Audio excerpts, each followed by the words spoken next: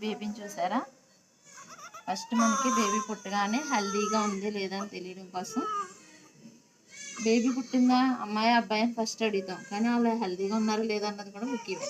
First మనం హెల్దీగా ఉన్నారా లేదా అనడానికి ఫస్ట్ ఏం చేయాలంటే బేబీ వెంటనే మనకి గుర్తించడం ఎలాగంటే హెల్దీగా ఉందని.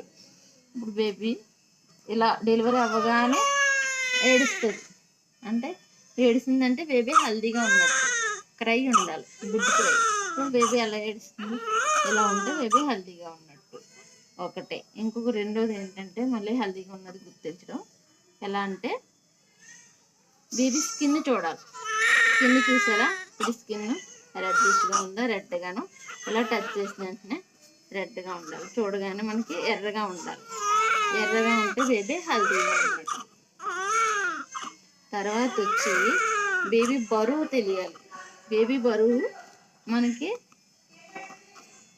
నార్మల్గా అయితే 2.5 నుంచి 3.5 నార్మల్, 2.5 నుంచి 3.5 నార్మల్. కాబట్టి అందు మధ్యలో ఎంత ఉన్నా బేబీ ఆరోగ్యంగా ఉన్నట్టే, బరువు నార్మల్గా ఉన్నట్టే. సో ఆ మూడు మనం బేబీ పుట్టగానే చూసుకోవాల్సినవి అవి.